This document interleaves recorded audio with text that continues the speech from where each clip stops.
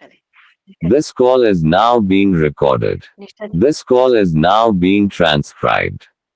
Yes ma'am. निष्ठा जी हमने बताएंगे बनाया हमें। है हम्म, मैम हमने बनाया है OAPLG। हम्म, तो OAPLG से मैम O से ओरल स्टेज, A से एनल स्टेज, P से फैलिक स्टेज, फिर L से मैम L से हम बोल रहे हैं L से stage, last one is genital stage था। और एक L से जो है इसका एज हम बता देते हैं मैम, 6 ईयर से स्टार्ट होता है और ये प्यूबर्टी तक के चलता है मैम ये स्टेज। एक्चुअली मैं इसका नाम भूल रही हूँ, एग्जैक्ट क्या है नाम।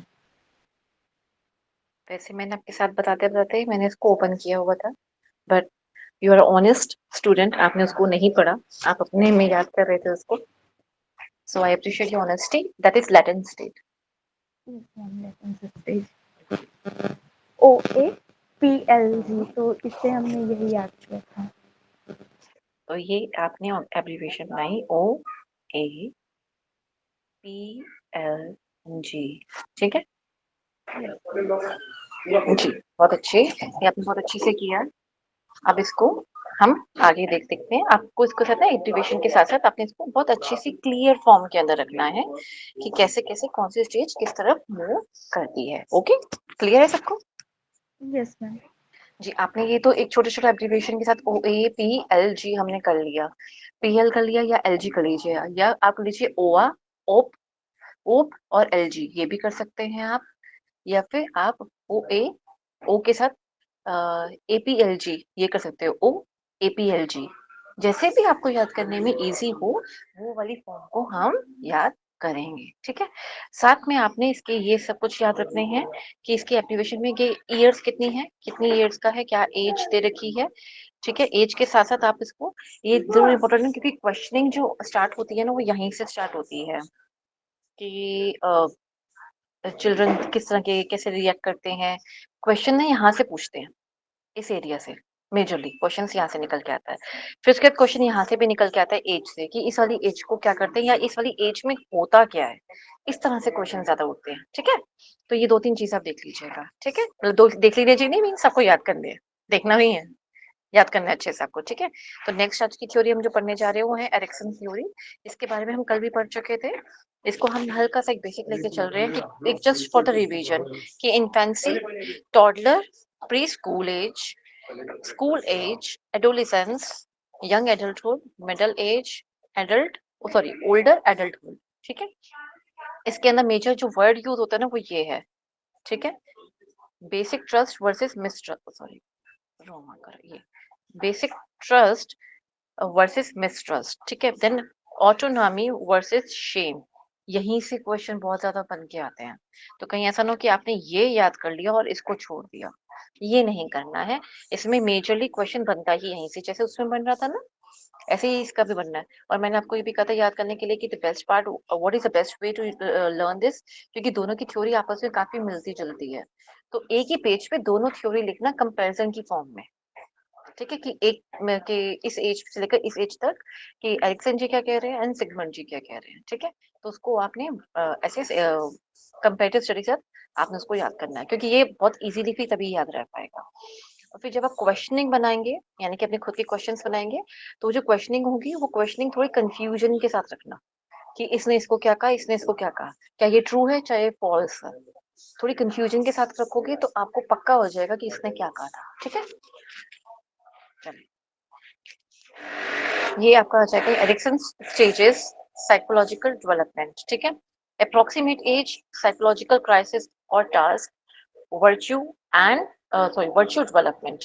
जो इन्फेंट्स होते हैं, आई एम सॉरी पीछे से आपको आवाज आ रही है, आई एम रियली सॉरी आज के लिए। इन्फेंट्स जो होते हैं नियरली, यानी कि जस्ट अभी बर्थ हुआ टिल द 18 मंथ्स, इसमें ट्रस्ट वर्सेस मिसट्रस्ट होता है।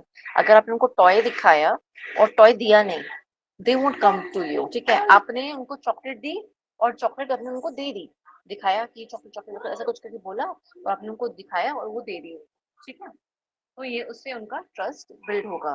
तभी बच्चों को बहलाया फुसलाया इस तरह से जाता है।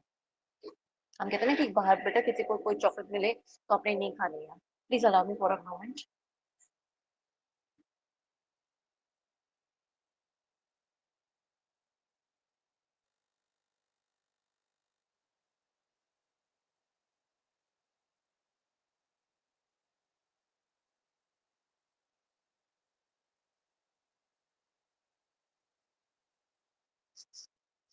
क्या अभी मेरे पीछे से किसी को आवाज तो नहीं आ रही?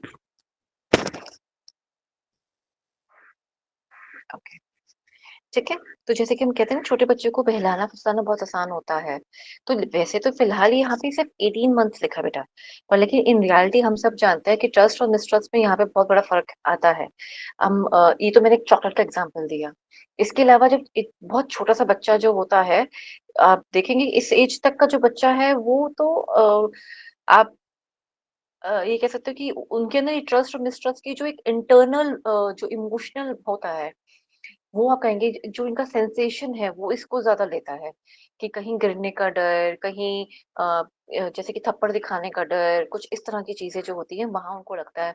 उठाना, जैसे एक माँ बच्चा जो होता है एक माँ का टच बहुत जल्दी पहचान लेता है, उसको उस पर ट्रस्ट है।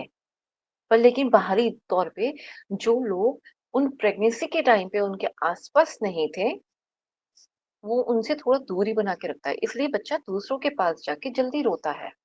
और माँ के पास, या फिर जिनकी आवाज वो उस टाइम पे सुनता था ड्यूरिंग दैट 9 मंथ्स, वो जब आवाज सुनता था बेबी, तो वो बेबी उनके साथ उनको नया नहीं लगता, उनके पास जाके वो इतनी जल्दी रोएगा नहीं। रोएगा पर इतनी जल्दी नहीं रोएगा, लेकिन माँ के पास जाते ही, हाथ पकड़ते ही, तो उसको बच्चे को एक ट्रस्ट बना होता है कि हाँ मैं यहाँ रहा हूँ, ये वही टच है, यही यही वो सेंसेशन से वो अपने आप को वहां पे अपने को सिक्योर फील करता है, ठीक है। और इसे क्या डेवलप होता है, इससे एक होप पैदा होती है। अब किस प्रकार की होप्स होती हैं? होप्स होती है, वेरी वाइड रेंज है वैसे होप्स की। तो यहाँ एक होप होती है कि हाँ मैं यहाँ सिक्योर हूँ, ठीक है, और अगर मैं कुछ मांगूंगा तो मुझे मिलेगा। मुझे इनसिक्योरिटी के अंदर, इनसिक्योरिटी हम बोलेंगे इसको कि हम जो मांगेंगे वो हमें मिलेगा। या आप इसको ये भी कह सकते हैं कि जैसे कि कोई आपको कुछ कह नहीं सकता, उस प्रकार से वो आपकी बात को समझेंगे इस प्रकार से। जैसे एक छोटा बच्चा होता है, तो वो अपनी छोटी सी बिना बोले वाली बात को भी समझाने का प्रयास करता है, लेकिन वो किससे प्रयास करेगा? बाहरी इंसान के साथ नहीं कोशिश करता, सिर्फ घर के लोगों के साथ करता है। उसे पता है कि मेरे घर के लोग ही वो ऐसी भाषा समझ पाएंगे, इसलिए बाहर के बच्चों के साथ वो कोशिश नहीं करता। और ये बच्चा बहुत छोटा है, तो इसकी होप्स कितनी रह गई कि सिक्योरिटी और इनसिक्योरिटी के अंदर रह गई, कि ये आई एम सिक्योर, राइट। जैसे एक छोटा बच्चा है ना कि I am secure in mother's arm, एक माँ के पास में बच्चा जो अपने को बड़ा सिक्योर फील करता है, ठीक है। फिर 18 मंथ से लेकर 3 इयर्स तक, ऑटोनॉमी वर्सेस शेम और डाउट।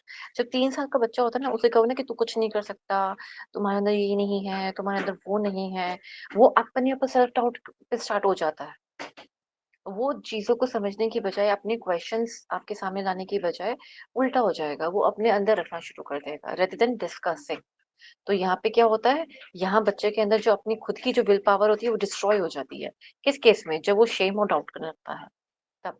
लेकिन अगर वो अपनी आसपास की, जब उसको हम बहुत अच्छे से उसको सिक्योर फील कराते हैं कि नहीं नहीं नहीं, इट्स ओके, गलतियां सबसे हो जाती हैं, डोंट वरी, ऑल ओके, आओ इसको इस तरह से समझते हैं, अच्छा ये समझ नहीं आया तो चलिए इसको नई तरीके से ट्राई करते हैं। या हम उनको छोटी छोटी चीजों से उनको हम समझाने का प्रयास करते हैं। आज के टाइम में मोटर स्किल्स को डेवलप करने के लिए हम क्या करते हैं, नई नई गेम्स बच्चों के पास लेकर आते हैं, उनको उस तरह से डेवलप कराने की कोशिश करते हैं। तो ऑटोनॉमी, जो ऑटोनॉमी का यहाँ पे क्या मतलब आ रहा है, यहाँ मोटर या सेरिब्रल जो बच्चों का जो एक ग्रोथ है, सेरिब्रल ग्रोथ है, जिसके अंदर वो कनेक्टिविटी बना पा रहे हैं अपने आप से विद द सराउंडिंग। स्पेशली अपने आप की बात हो रही है यहाँ पे, कि सराउंडिंग को देखकर अपने आप से वो कितना जुड़ पा रहे हैं। अगर उनको हमने उनके ऊपर ही क्वेश्चन मार्क लगाना शुरू कर दिया, तो उनकी विल पावर क्या हो जाएगी? खराब, डाउन, ठीक है। There is no will power, there will be no confidence, ठीक है। लेकिन अगर आपने उनको सेल्फ डाउट की तरफ नहीं लेके गए, उनको ऐसा से कोई शक नहीं दिलवाया, आज नहीं आप कर सकते हो, very good, you are doing very good, तो आप उनको धीरे धीरे उनकी क्वेश्चनिंग आप बाहर निकलवा रहे हो, उनके डाउट्स बाहर निकलवा रहे हो। तो अगर कोई चीज अंदर अटक भी गई है, कम्युनिकेट अच्छे से कर रहे हैं बच्चों के साथ, तो उनकी विल पावर बहुत अच्छे से, उनकी बहुत सिक्योर रहेगी, उनकी बहुत रहेगी। और 3 to 5 years के जो बच्चे होते हैं, उनके अंदर क्या होगा, उनका इनिशिएटिव और गिल्ट। अब जैसे कि कहा ना, यहाँ पे शेम और डाउट है, तो अपनी गिल्ट की वजह से आगे नहीं बढ़ पाएंगे, ठीक है ना। एक गिल्ट बन जाएगा ना कि मैं नहीं कर सकता, मुझसे तो होगा ही नहीं, या किसी और ने ऐसा कहा उसको कि तुमसे तो होगा ही नहीं, तुम्हारे तो बस की बात नहीं है, तो ये चीज उसको अंदर ही अंदर रखेगा। कौन-सा बच्चा? 3 से 5 साल तक का बच्चा, इतना छोटा बच्चा। तभी कहते हैं बच्चों को कभी भी आप ये मत कहो कि you can not do this. Always से कि आप कर सकते हो, आपसे होगा। और उनको अगर किसी चीज़ से डर लगता है तो उस डर को भी निकालने का तरीका होता है। तो ये उनको डर लगेगा मुझे सांप से डर लगता है या कोई फ़ोबिया वो फ़ॉर्म कर लेते हैं। डर लगता है ना किसी चीज़ का एक वहम सा बैठ जाता है मन के अंदर, एक डर बैठ जाता है वो। और इससे क्या प्रॉब्लम आती है कि बच्चे का जो पर्पस होता है ना वो धीरे-धीरे खत्म होना शुरू हो जाता है कि what is the life purpose, कि मुझे क्या करना है, किस हिसाब से बनना है या फिर मुझे कोई काम करना है या नहीं करना है। वो अपने आप को बड़ा अलूफ सा कर लेते हैं, अलग कर लेते हैं। ऐसे बच्चे ज़्यादातर किसी एक इंसान के पास ही आस-पास घूमते हैं, नहीं तो जैसे कि माँ के पास या अपने पिताजी के पास या कोई ऐसा फ्रेंड बना लेंगे या अकेले रहना पसंद करेंगे, गार्डन में जाएँगे भी या पार्क में जाएँगे, स्कूल भी जाएँगे ऐसे बच्चे। तो थोड़ा बहुत ही प्लेग्राउंड में भी रहते हैं ऐसे बच्चे, तो वो अपने को बड़ा अलूफ रखते हैं। वो ज़्यादा किसी के साथ घूमते-फिरते नहीं है और ऐसा बच्चा जब इस तरह का रहेगा, शेम और डाउट रखेगा, गिल्ट रखेगा, तो उसका लाइफ का पर्पस भी उतना ही डाउनग्रेड या डिग्रेड होता जाएगा। इनिशिएटिव से मतलब क्या हुआ, अब जब मेरी विल पावर स्ट्रॉन्ग हो चुकी हुई है, तो मैं इनिशिएटिव भी अच्छे-अच्छे लूँगी। जैसे कि इनिशिएटिव से मतलब क्या हो गया, आई विल डू समथिंग। अगर मान लो छोटा-सा बच्चा है, हम उससे कहेंगे इसको योग क्लासेस सिखाइए। तो बच्चा इनिशिएट करेगा ना, क्योंकि उसका ट्रस्ट बन रहा है। ट्रस्ट के साथ-साथ उसकी अब ट्रस्ट तो चाहे मदर पे था, लेकिन उसने उसपे मिसट्रस्ट कहीं आया ही नहीं या आने नहीं दिया लाइफ में, ठीक है? एक ट्रस्ट बिल्ड होता चला गया। देन उसको उस ट्रस्ट को हमने और अच्छे से गुड वे में उसको आगे गुड फेथ के साथ हमने उसको फॉरवर्ड करते चले गए। उससे उसकी जो सेरिब्रल जो उसकी ग्रोथ थी, वो बहुत अच्छी होती चली गई। अब वो ग्रोथ काफ़ी अच्छी जा रही है, ठीक है? गुड, पॉजिटिव पॉजिटिव जा रहा है ना? अब जो कभी कोई अगर आप पे डाउट करेगा, शेम करता है उसके ऊपर, तो उसके पास वो जवाब देने का होता है कि नहीं मैं तो दोबारा ट्राई कर सकता हूँ, मेरे पास तो विल पावर है, ठीक है? इसी की वजह से वो कुछ नए काम की तरफ जा सकता है। स्केटिंग सीखना, कुछ नई गेम्स में इनिशिएट लेना, अपने क्वेश्चंस को पूछ पाना या कहते हैं ना कि कुछ क्राफ्ट में कुछ नया करके दिखा देना और आपकी मदद करना बिना कहे, ये सब चीज़ें कुकिंग में करना, लेकिन बिना कहे, वो चीज़ें जो बिना कहे हैं, बोली हुई नहीं है, ठीक है? यहाँ तो हम बोल रहे हैं ना कि आप ये काम करके दिखाओ या कुछ किया, तो उसके ऊपर हमने मतलब कुछ करने के लिए टास्क दिया था या कुछ करवाया आपसे, तो उस पे था या आप कोई भी चीज़ ऐसे कर रहे हो तो उस पे आपको ऐसे बोला जा रहा है। तो वहाँ विल पावर लो होनी शुरू हो जाती है। इनिशिएटिव ले पा रहा है बच्चा तो इसका मतलब वो अच्छे से उस तरफ मूव कर पा रहा है। कहाँ पे? इनिशिएटिव वर्सेस गिल्ट के अंदर। और जब इनिशिएटिव ले पा रही हैं, सेरेब्रल विल पावर भी मेरी क्रिएट हो रही है, ये भी प्लस हो गया, होप्स भी प्लस हो रही हैं, फिर मेरा पर्पस भी लाइफ का मेरे को मिलना शुरू हो जाएगा कि what exactly I wanted in my life. जैसे इसका एक छोटा-सा एग्जांपल लेते हैं।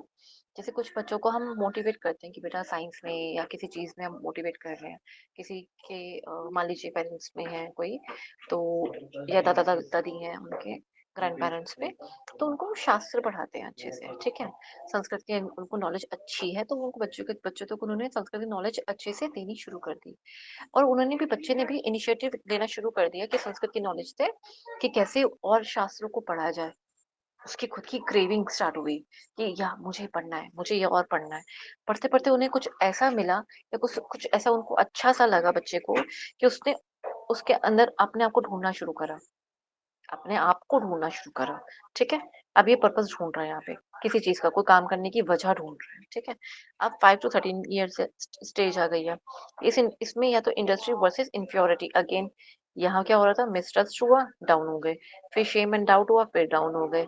गिल्ट आ गया, अब तो आगे कुछ और करने का अब कुछ मन ही नहीं करता, कोई पर्पस ही नहीं लाइफ का, अपने आप को अलग-अलग रखने का। अलग-अलग कर देता है इंसान। फिर अपने को इन्फीरियरिटी कॉम्प्लेक्स के अंदर डाले रखेगा, मेरे पास ये नहीं, मेरे पास वो नहीं, मेरे पास ऐसा नहीं, मेरे पास वैसा नहीं। मतलब जो है उसमें संतुष्टि की बजाय वो जो है उसके ऊपर डाउट करना शुरू करेगा और उससे अपने आप को और ज़्यादा गिरा देगा। या तो उसको शर्मिंदगी महसूस होगी उससे या तो वो अपने आप को दूसरों से अलग करके उसके अंदर और ज़्यादा अपने आप को मतलब जो पावर्स उसके पास है उसको भी खराब कर देगा। उसको यूज़ नहीं कर रहा ना, यूज़लेस कर देगा उसको। And the one who is having some initiatives ले लेके वो अपने को और ग्रो करेगा। एक चीज़ थी उसे धीरे-धीरे करके इसने कहा कि इससे करके ना मैं थोड़ा-सा और ग्रो करके मैं इसको भी और पाल लूँगा। फिर थोड़ा-सा और ग्रो करूँगा तो उसके बाद इसको पाल लूँगा। ये कुछ-कुछ ऐसा है जैसे कि हमने एक जॉब करी, एक जॉब से मैं एग्ज़ाम्पल दे रही हूँ यहाँ पे, बच्चा जॉब नहीं कर रहा है, मैं एग्ज़ाम्पल दे रही हूँ। ठीक है? एक जॉब करी हमने उसमें हमने कहा कि मेरे पास आज ना इतनी इतनी मेरी 15 के मान लो मेरी इनकम आ रही है, तो मैं 5 के ऐसा करूँगा, अपने सीधा-सीधा इन्वेस्टमेंट में डाल दूँगा। ठीक है? और जो 10 के बचे ना, 10 के में से ना 5 के जो बचेंगे 5 के को मैं खर्च कर लूँगा अपनी फिक्स्ड इनकम पे, फिक्स्ड खर्चों के लिए, ठीक है? और जो बाकी के 5 बचेंगे ना, उसको मैं बाकी के जो दूसरे जो मेरे ऊपर के हमारे खर्चे होते हैं, जिसको मैं कंट्रोल कर सकता हूँ, उसके लिए रखूँगा, ठीक है? यानी कि वेरिएबल खर्चों के लिए, ठीक है? तो उसके लिए हम उसको रख देंगे। तो ये उसकी स्कीम थी। तो इसने क्या करा, अपनी छोटी-सी चीज़ से कितना बड़ा अपने आप को बनाने की कोशिश करी और धीरे-धीरे यही जो अमाउंट था, ये वाला अमाउंट जो था इन्वेस्टमेंट वाला अमाउंट, कल को कुछ टाइम बाद ये बहुत बड़ा हो गया। उसको पता है कि मेरे पास अभी कुछ टाइम बाद मेरे पास ये अमाउंट काफ़ी बड़ा हो जाएगा। मान लीजिए हमने इसे 50 के हो गया, सेव कर के। कुछ यहाँ से बचाया, कुछ यहाँ से ये तो बच ही रहा था, कुछ यहाँ से भी बचा लिया। बहुत जल्दी उसने इतना इतना बना लिया अपने अमाउंट को, ठीक है? इन्वेस्ट कर के, जगह-जगह पे इन्वेस्ट करके उसको इतना बनाया। अब उसको पता है कि मुझे और ग्रोथ के लिए ना मुझे और चीज़ें मेरे पास होनी चाहिए। इंफ्रास्ट्रक्चर मेरे पास ऐसा हो या मेरे पास कार होनी चाहिए क्योंकि मेरा टाइम बहुत लगता है सो दैट मैं अपनी स्टडीज़ पे भी और ज़्यादा कॉन्संट्रेट कर सकूँ या मुझे कोई और कोर्स करना चाहिए। तो उसमें उसने उसको यूज़ करना शुरू करा, अपनी ग्रोथ के लिए यूज़ करा, ठीक है? तो वो जो चीज़ वो कर रहा है वो अपनी ग्रोथ के लिए यूज़ कर रहा है। किसके लिए? अपनी ग्रोथ के लिए। यहाँ तो मैंने एग्ज़ाम्पल दिया इसका। अब इसके अंदर इस बच्चों को क्या एग्ज़ाम्पल हो सकता है? ये नई-नई डिफरेंट-डिफरेंट लैंग्वेजेज़ को या नई-नई डिफरेंट-डिफरेंट स्पोर्ट्स में या अपने आप को अपने करियर को देखते हैं। उसके अंदर अपने आप को और इंडल्ज करते हैं, ठीक है? उसके अंदर और गहराई से जाते हैं कि ये चीज़ कैसे हो रही है? अच्छा इसको ये चीज़ गहराई से जैसे कि कोई चीज़ मान लीजिए कोई फुटबॉल खेलता है बच्चा, ठीक है? फुटबॉल में उसको इंटरेस्ट आया था, इसने इनिशिएटिव लिया था यहाँ पे, अब उसको इंटरेस्ट आया, अब वो देखना चाहता है कि दुनिया में सबसे बड़ा फुटबॉलर कौन है? पहले प्लेयर का चेक करा, टॉप मोस्ट, ठीक है? फर्स्ट प्लेयर कौन है? देन उसने उसने देखा कि उसकी स्ट्रैटेजीज़ रहती हैं, देन स्ट्रैटेजीज़ देखी, देन उन्होंने देखा फॉलो करा कि हाँ, ये किस-किस जो उनकी गेम्स हैं, उन गेम्स को बहुत अच्छे से प्रीवियस गेम्स को उनके अच्छे से देखा। फिर उन्होंने देखा कि क्या डाइट लेते हैं, आगे ना और डिटेल में आगे ना डाइट के लेते हैं, क्या एक्सरसाइज़ करते हैं, रूटीन क्या है उनका, उस चीज़ को जानने के उनको प्रयास। फिर जब ये सब कुछ बहुत अच्छा हो गया क्योंकि उनमें से एक चूज़ करा था, अभी तो फर्स्ट को चूज़ किया था।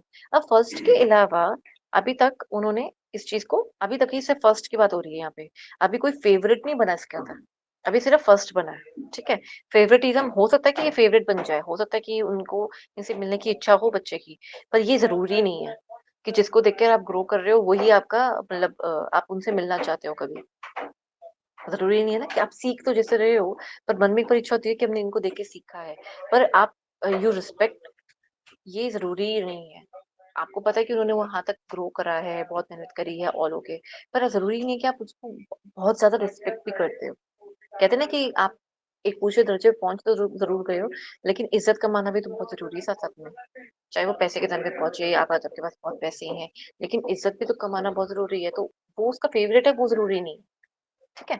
तो ये क कहाँ तक की स्टेज पे आ गई इंडस्ट्री वर्सेस इन्फ्योरिटीज़ के अंदर आ गई। तो इससे क्या हुआ इसने क्या देख लिया ना कि मेरे को नंबर 1 बनना है। जब इन्होंने ये जज कर लिया अपने आप को, तो कॉम्पिटेंस यानी कि जो अपना खुद का कैपेसिटी थी, स्किल्स थी उसको निखारा उन्होंने और अपने आप को इतना कॉम्पिटेंट बना लिया कि वो दूसरों के लिए कॉम्पिटिशन की तरह भी एक्ट करने लगे। अब एक लड़ाई बन गई ना अपने लिए कि मेरे को ऐसा करके दिखाना है, ऐसा करके दिखाना है और करना है और करना है और करना है। इन्होंने ऐसा कैसे किया? अच्छा और क्या है? आप डिटेलिंग के अंदर जा रहे हो। धीरे-धीरे आप अपने अपने अंदर इतना निखार लिया है कि आपके अंदर आपने देखा कि जैसे हम योग में नहीं करते हैं, योगासन में करते हैं। अगर कोई आपको थोड़ा-सा पुश करता है कि नहीं, नहीं हो जाएगा, थोड़ा-सा और कीजिए, आसन में थोड़ा-सा और कीजिए। फिर धीरे-धीरे करते-करते आपका वो कंप्लीट आसन कब आपसे खुद लगना शुरू हो जाता है, आपको पता नहीं चलता। और फिर आपको देखते हो अरे! मैं तो पहले ये भी नहीं कर सकती थी या कर सकता था। आज देखो मेरा कितने अच्छे से ये भी हो रहा है। तो यू हैव इंक्रीज़्ड, राइट? लेकिन कैसे? जब आपने धीरे-धीरे अपनी ही बॉडी को धीरे-धीरे समझा था। आपने धीरे-धीरे अपने आप को और पुश किया था कि हाँ, मैं करूँगा या मैं करूँगी थोड़ा-सा और। और आपने उसको फिर और समझा कि ये मेरे लिए कितना अच्छा आसन है, क्यों अच्छा आसन है, उसको समझा आपने। ऐसे ही हम इस चीज़ के अंदर भी इसको समझते हैं। जब बच्चे इस स्टेज पे इस चीज़ को समझते हैं। 10 13 टू 21 की एज जो होती है इसके अंदर क्या होता है बच्चा आइडेंटिटी बनाता है अपनी और कंफ्यूजन का रहता है क्या करूँ साइंस लूँ कॉमर्स लूँ इकोनॉमिक्स लूँ या बीए करके बस ग्रेजुएशन कर लेता हूँ देन पापा का बिजनेस ज्वाइन कर लूंगा क्या करूँ वो भी कंफ्यूजन में है या फिर वो सोचता है कि मैं ना ऐसा करता हूँ बिजनेस में ना ग्रेजुएशन करता हूँ, ठीक है? और फॉरेन स्टडीज़ में मीन्स बाहर की यूनिवर्सिटी से जाके अच्छे से ग्रेजुएशन करके अपनी उसमें और एमबीए वगैरह करूँगा ताकि अपने बाद में घर वापस आके जो मेरा बिज़नेस है ना उसकी ग्रोथ में अपनी मतलब उस बिज़नेस को जॉइन करूँगा लेकिन फॉर द ग्रोथ। इसलिए नहीं कि मुझे पढ़ना ही नहीं है, छोड़ना क्या करना पढ़ के, बाद में बिज़नेस तो सँभालना है, नहीं। इसने ये सोचा कि मैंने अब फादर का बिज़नेस सँभालना ही है because I have a big empire या छोटा भी हो तो भी। वो छोटे को बड़ा बनाना चाहता है और एक के पास बड़ा है, वो उसको और एक्सपेंड करना चाहता है या उसको सँभालना चाहता है। तभी उसके पास समझ तो होनी चाहिए काम-काज की। तो वो दोनों चीज़ों में वो क्लियर है, वो उसके पास क्लैरिटी है, वो कन्फ्यूज़ नहीं है। लेकिन जिसका होता है ना कि यार क्या करूँ, ना करूँ, बिज़नेस जॉइन करूँ, ना करूँ या बाद में तो ये करूँ। जो कहता है ना कि मुझे पढ़ लिख के मैं क्या करना पढ़ाई करके, मैं तो बाद में बिज़नेस जॉइन करना है। उनको भी क्लियर है, वो भी कन्फ्यूज़ नहीं है, वो भी क्लियर है। कंफ्यूज सिर्फ वो होते हैं जिनके पास ऑप्शंस बहुत सारे हों या जिन्होंने अपने आप को समझा ही नहीं होता, ठीक है? या अपने अंदर उन्होंने अपने आप को ये अपनी अपनी स्किल्स को नहीं पहचाना होता कि मेरे अंदर क्या स्किल्स हैं। इसलिए कहते हैं कि बच्चों की जो स्किल्स की जो नॉलेज है ना, कि अपने आप को समझो, अपने स्किल्स पे थोड़ा ध्यान दो, अपने अंदर थोड़ा झाँक के देखो। वो इस एज तक तो हो ही जाना चाहिए और इस एज में बच्चा अपने आप लक्षण शो कर चुका होता है। वैसे तो शो कर देता है 5 टू 12 के बीच में या फिर 5 टू 7 टू 10 के बीच में बच्चा शो कर देता है कि what the kid really want to do, उसके मन में क्या चल रहा है, उसको क्या बनना है, कैसा बनना है। वो इस तरह की कुछ ना कुछ बातें या कुछ ना कुछ हरकतें वो शो कर देता है। या तो उसको स्पोर्ट्स में इंटरेस्ट होगा या तो साइंस की कोई सी चीज़ होगी या तो मैथ्स में कोई सी चीज़ होगी या तो इंग्लिश ऐसी होगा या संस्कृत में इंटरेस्ट होगा, शास्त्रों में इंटरेस्ट होगा। कुछ ना कुछ वो दिखा देगा कि किस फील्ड में वो एग्ज़ैक्टली जाना चाहता है। ये उसकी प्राइम एज होती है बच्चे को बताने की, ठीक है? मतलब इसके अंदर बच्चा खुद नहीं आके बोलता, पर हाँ, इसमें जजमेंट्स करनी होती हैं, ठीक है? देन आता है 21 टू 39 इयर्स। इसमें क्या है? Intimacy and the isolation. The period when you got married and either you don't want to marry, हमने संन्यास ले लिया या बात ही नहीं हो पाती, बात करने में प्रॉब्लम होती है। आई एम सॉरी, ये वाला पॉइंट रह गया। आइडेंटिटी एंड कन्फ्यूजन के बाद फिडियलिटी फिडियलिटी मीन्स कि किसी की भी क्या सोच है या वो किस मान्यता को फॉलो करता है, इसके बारे में बड़ा कंफर्टेबल हो जाना। क्लैशेस ना होएँ, ठीक है? कुछ लोगों के क्लैशेस होना शुरू हो जाता है कि तुम्हारे बिलीव्स कैसे हैं? आपकी अपनी खुद की बिलीव, आपकी खुद की पहचान बननी शुरू हो जाती है। तो आपकी अपनी खुद की स्टेटमेंट्स होती हैं। जैसे कि अगर हम कहें स्वामी विवेकानंद जी के पास तो अपनी स्टेटमेंट्स है ना बहुत सारी। मैं ना ये मानता हूँ, लाइफ का ना ये असूल है। तो ये लाइफ का असूल है, मैं ये मानता हूँ, ये कहाँ से निकल के आता है? ये इस वाली स्टेज पे निकलना शुरू हो जाता है, ठीक है? आपके अपने खुद के कुछ बिलीव्स होते हैं, कुछ स्टेटमेंट्स फॉलो अप मतलब कुछ स्टेटमेंट्स आपकी बननी शुरू हो जाती हैं इस स्टेज पे, ठीक है? अगर ये सब चीज़ें नहीं हो रही होंगी ना, ऐसा कुछ नहीं समझ आ रहा होगा, अपने खुद की बिलीव्स नहीं होंगे, खुद की स्टेटमेंट नहीं होगी, खुद की पहचान नहीं होगी, तो उस केस में क्या होता है, इंसान आइसोलेशन की तरफ जाना शुरू करेगा जब ये नहीं होगा। वो अकेला, अलूफ, बिल्कुल अलग जाने का प्रयास करेगा, ठीक है? उसके पास सोसाइटी का प्रेशर होगा, बहुत कुछ होगा कि अब तो शादी करनी है, ऐसा करो, इस तरह से होना चाहिए, ऐसे उठो, वैसे बैठो, इस इतनी लेवल की जॉब होनी चाहिए। कुछ भी बात हो सकती है, कुछ भी बात हो सकती है, ठीक है? जनरली पूछते हैं तुम्हें कैसा चाहिए? क्या कैसा इंसान होना चाहिए? तो you don't have any checklist या आपको पता नहीं एग्ज़ैक्टली किस तरह से चीज़ों को मैनेज करना चाहिए, जॉब अच्छी नहीं हो रही है, तो कन्फ्यूज़न है एक तो लाइफ़ में, स्टेटमेंट्स अपनी बना नहीं पा रहे हो, अपने बारे में ठीक से खुद जान नहीं पा रहे हो और कन्फ्यूज़न की तरफ जाते चले जा रहे हो। तो ऐसे में इंसान के साथ क्या होता है? ऐसे में इंसान और ज़्यादा लीड करता है किस तरफ? कि एक आइसोलेशन की तरफ। लेकिन जब ये सब कुछ ठीक है, बढ़िया है, परफेक्ट है, तो उस केस में क्या होता है? You will get married, either you want someone to share your experiences और टू शेयर योरसेल्फ। इमोशंस में आप उसको अपने अपनी बातें शेयर करना चाहते हो। आप किसी पार्टनर के साथ रहना चाहते हो उस दौरान, ठीक है? And then you fall in love, ठीक है? और फिर क्या होता है? And then age of 40 to 65 years generativity and stagnation. या तो रूढ़ावादी हो जाएँगे, नहीं-नहीं हमारे टाइम पे तो ये होता था, तुम्हारे टाइम पे ये कैसे हो रहा है? हमारे टाइम पे ये चीज़ इतनी महँगी आती थी इतने पैसों में आ जाती थी। आजकल पैसे बचाओ, कैसे इतनी चीज़ें खरीद रहे हो? इतनी चीज़ें नहीं खरीदनी, घर में खर्चा नहीं होना चाहिए।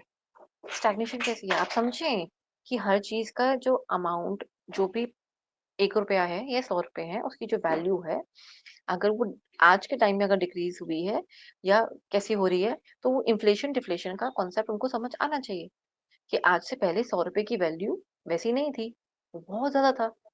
₹1 की उस टाइम पे वैल्यू थी। आज के टाइम में उस तरह से ₹1 की इतनी वैल्यू नहीं है। ₹100 की उतनी वैल्यू चढ़ चुकी है, मीन्स महँगाई बढ़ चुकी हुई है। तो जो एक करेंसी की जो एक वैल्यू है, वो चेंज हो चुकी हुई है।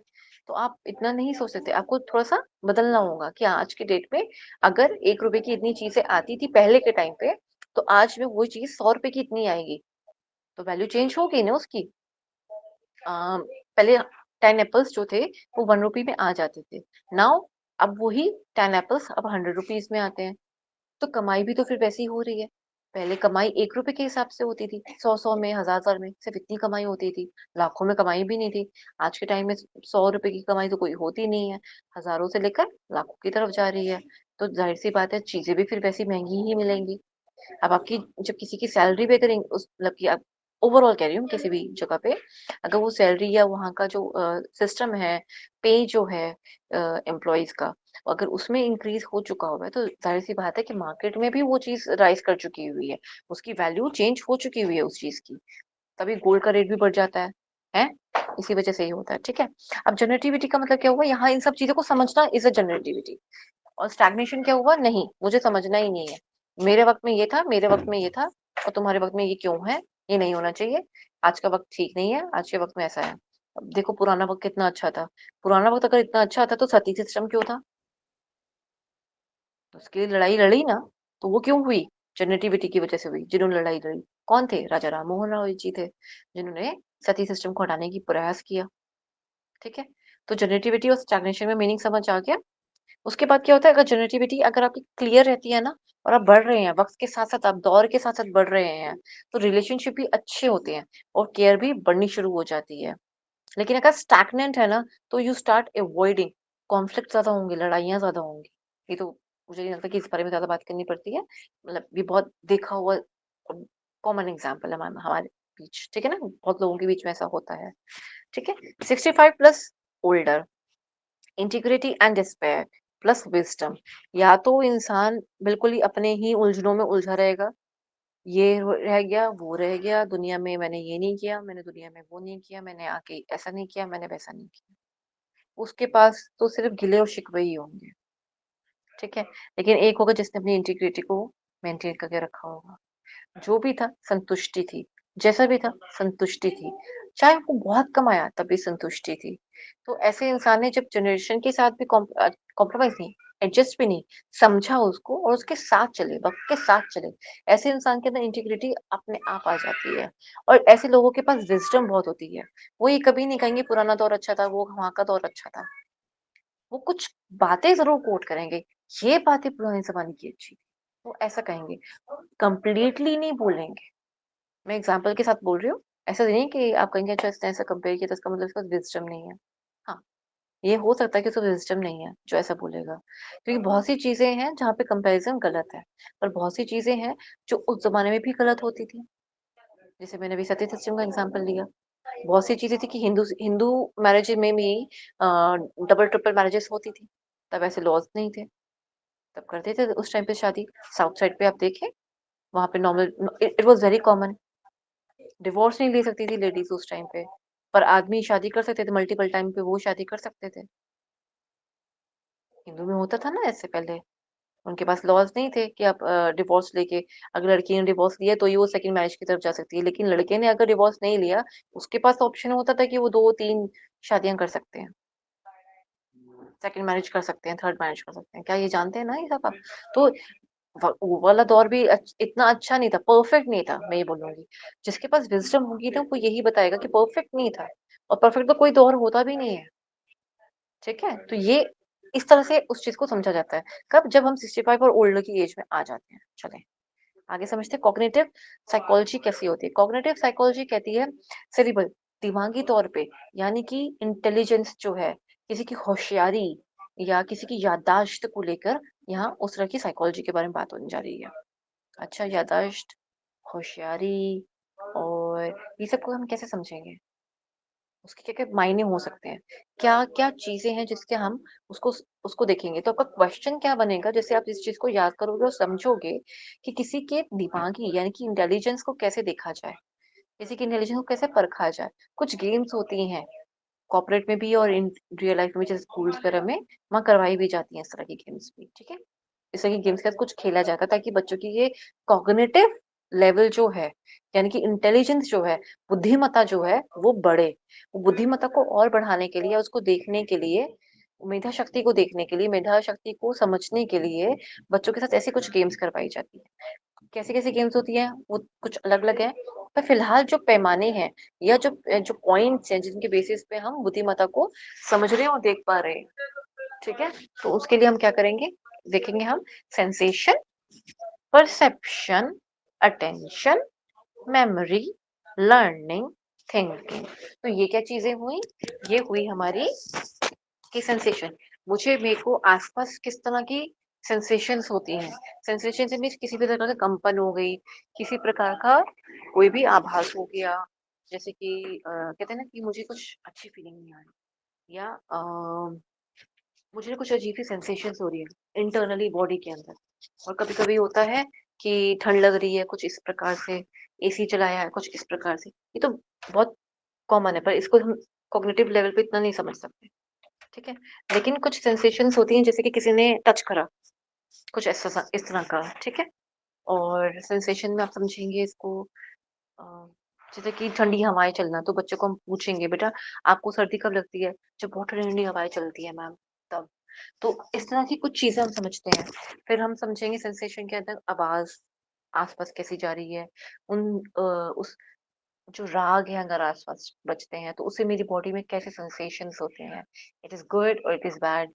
किसी को देखने से, किसी की बात सुनने के बाद, या किसी को मिलने के बाद कैसे सेंसेशन होते हैं। जैसे गुरु की शरण में आप जाते हैं, अगर आप वाक़ई में उनको दिल से गुरु मानते हैं, या उस पदवी पे हैं वो, तो आप उनके समक्ष जाएँगे ना, तो एक अजीब-सी सेंसेशन आपकी बॉडी के अंदर होगी। यू फील डिलाइटेड, आपको लगेगा, अरे! मैं तो किसी एक अलग ही दुनिया में आ गया। तो इस तरह की अच्छी दु एक तो आप मेंटली ऐसे सोच रहे हैं, पर प्योरिटी अंदर से आनी शुरू हो गई। ये कैसे हो गया? ये कैसी सेंसेशंस है? Some are positive, some are negative. कुछ अच्छी हैं, तो कुछ मतलब कुछ सकारात्मक है, कुछ नकारात्मक है। ठीक है? परसेप्शंस, परसेप्शन से मतलब क्या हो गया? किसी चीज़ के बारे में कोई धारणा को बनाना, या धारणा धारण ही कर लेना। नहीं, मेरा मानना ये ऐसा है, या मेरा मानना वो है।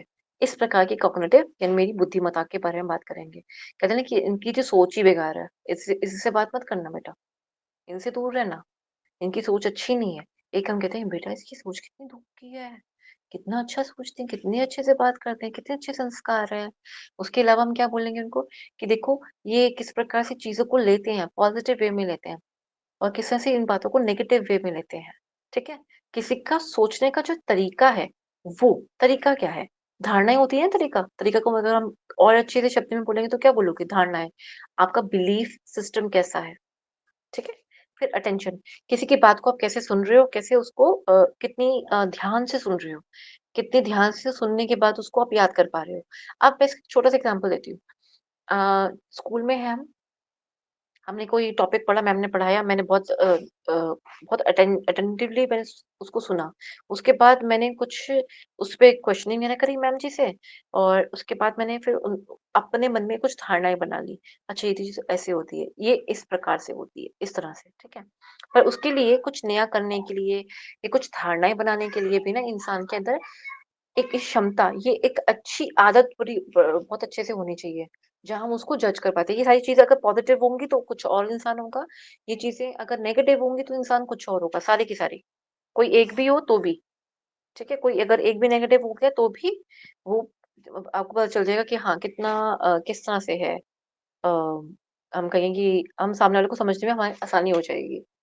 ठीक है? अब धारणा मैंने फ़ॉर्म कर ली, मैंने दूसरे को ध्यान से सुनना भी मैंने एक अच्छी आदतों में है, और मेमोरी यानी कि याददाश्त जो है वो भी बहुत अच्छी है, कैसी है? मध्यम में है, उचित स्तर पे है, किस प्रकार की है? चीज़ें जल्दी याद हो जाती हैं एक बारी में देखकर, इस तरह से, या फिर कुछ चीज़ों को बहुत बार रिवाइज़ करना पड़ता है तब, किस प्रकार से? ठीक है? फिर लर्निंग यानी कि किस तरह से आप चीज़ को याद करने के बाद समझ रहे हो। ठीक है? उसको अपने जीवन में कैसे उतार रहे हो।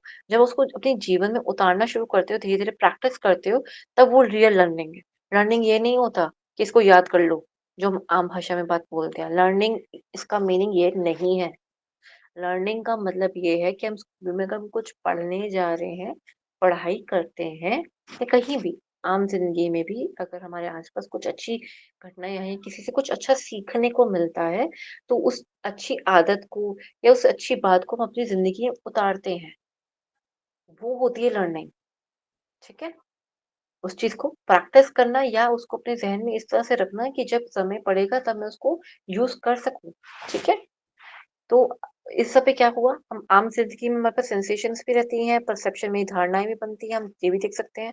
अगर किसी को बहुत ध्यान से देखेंगे सुनेंगे, तो ही हम उसकी बातों को अपनी ये कहें जीवन काल में उसको हम प्रैक्टिस कर पाएँगे या उतार पाएँगे, ठीक है?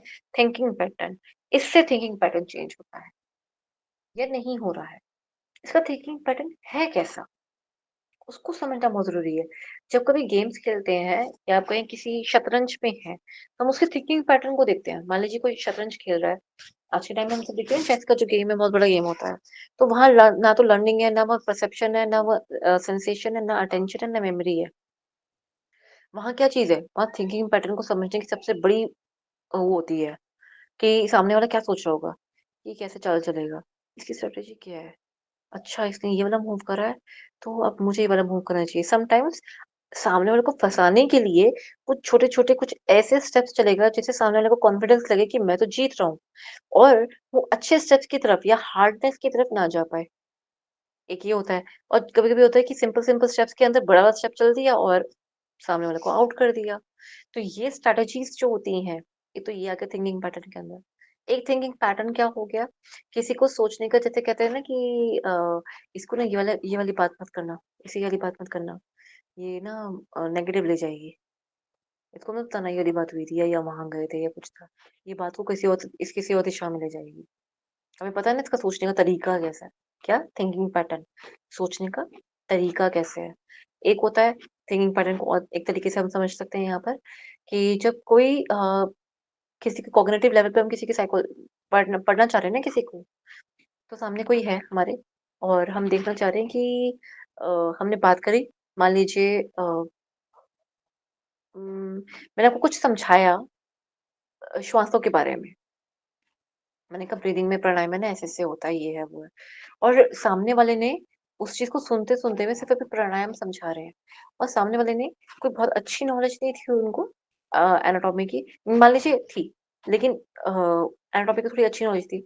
तो उन्होंने क्या करा, जो नॉलेज आप प्राणायाम की दे रहे थे, ब्रीथ इन, ब्रीथ आउट की, उन्होंने उसको लंग्स के साथ कनेक्ट करना शुरू कर दिया। लंग्स से कनेक्ट करे, हार्ट के साथ कनेक्ट करा, देन पूरी बॉडी के साथ कनेक्ट करा, देन ब्रेन के बारे में भी उन्होंने देखा कि हाँ, कैसे प्राणायाम ब्रेन तक भी सब चीज़ों को करता है। उनके मन में और धारणाएँ या और प्रश्न उठने लगे कि ये चीज़ कैसे होगी? ये चीज़ इस तरह से है। उन्होंने उसको पढ़ना शुरू करा। पढ़ने के बाद उनको और अपने प्रश्नों के उत्तर मिलने शुरू हुए। तो उनका थिंकिंग पैटर्न क्या था कि अगर किसी ने कुछ बताया है, उसको जोड़ना शुरू करा दूसरी चीज़ों से जो उनको पता है।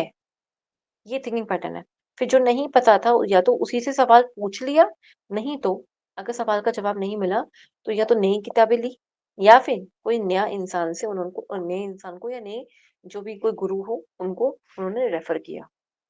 तो थिंकिंग पैटर्न कैसे बनता है कि जो चीज़ मुझे आती है या तो उस तरह से उसको कैसे-कैसे मैं या तो याद कर सकूँ या कुछ नया कैसे क्रिएट कर सकूँ, ठीक है? कुछ नई चीज़ों को कर पाने की जो थिंकिंग पैटर्न होता है, ठीक है? इससे हम क्या करेंगे? ये सारी चीज़ हमने क्या समझी? इन सब से हम किसी की बुद्धिमत्ता को हम जाँच पाते हैं, ठीक है? एक बार ये चार्ट देख लेते हैं।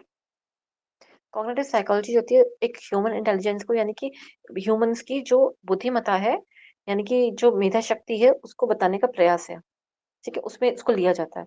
परसेप्शन मैंने बताया ना धारणाएँ, देन अटेंशन मीन्स कितने आप जागरूक हैं, कितने आप वहाँ पे उस टाइम पे जगे हुए हैं, सुन पा रहे हैं उस चीज़ को बहुत ध्यान से मन लगा के उस बात को सुन रहे हो। बिना कोई और काम को करे। देन मेमोरी में कितने आप उसको याद कर पा रहे हो, कितना आपके दिमाग में बैठा हुआ है। थिंकिंग एंड प्रॉब्लम सॉल्विंग, जैसे मैंने कहा ना कि उसके बाद में और प्रॉब्लम और प्रश्न उठने लगे, या तो जवाब उत्तर मिल गया, नहीं तो अपने उत्तर के लिए उनकी एक नई खोज निकल गई। आप देखेंगे जितने भी हमारे ऋषि मुनि रहे हैं, वो उन सब में कोई ना कोई प्रश्न थे, जिसको वो ढूँढने के लिए अलग ऋषियों के पास या अलग गुरुओं के पास जाते थे, ठीक है? इसका एग्ज़ाम्पल हम किसमें पढ़ते हैं? हमारे जो मुख्य उपनिषद है, उसमें हम एग्ज़ाम्पल्स पढ़ते हैं ना कि हमारा जो है प्रश्न उपनिषद है हमारा, उसमें 6 जिज्ञासु आए पिपलाद ऋषि जी के पास। उन्होंने अपने-अपने प्रश्न रखे, तो उनके पास प्रश्न थे तभी तो वो इधर-उधर घूम रहे थे, इधर-उधर जा रहे थे। फिर किसी ने बताया कि यहाँ पे ऐसे-ऐसे ऋषि हैं, उनके पास आप जाइए। उनका अच्छा ठीक है, फिर लेकिन उन तक पहुँचने का जो एक उनकी जर्नी थी या उनकी लालसा थी, वो कौन लेके गई उनको वहाँ तक? उनका थिंकिंग पैटर्न उनको वहाँ तक लेके गया। उनकी जो प्रॉब्लम सॉल्व करने की जो एक इच्छा थी ना, प्रबल इच्छा थी, वो उनको वहाँ तक लेके गई। ठीक है? जैसे कहते हैं ना, there is a will, there is a way. अगर इच्छा होगी, प्रश्न होंगे, इच्छा होगी, उन प्रश्नों के उत्तर मिल जाएँ, ये चाह होगी, तभी तो आप उस तरफ जा पाओगे या उनको मतलब आप उनको मिलोगे, ठीक है? या उनकी तरफ किताबें और पढ़ेंगे, या ऐसे लोगों से आप ज़्यादा मिलेंगे, ठीक है ना? देन लैंग्वेज, लैंग्वेज किस प्रकार की है, किस तरह से आप किस लैंग्वेज को कैसे यूज़ कर रहे हो, ये बहुत इम्पोर्टेंट है। कॉग्निटिव में ये बहुत ज़्यादा आता है, हम कहते हैं ना बात करने की तमीज़ ही नहीं है। बड़ों से कैसे बात करते हैं, बात करने की तमीज़ ही नहीं है, बदतमीज़ बच्चे आज के, बोलते हैं ना?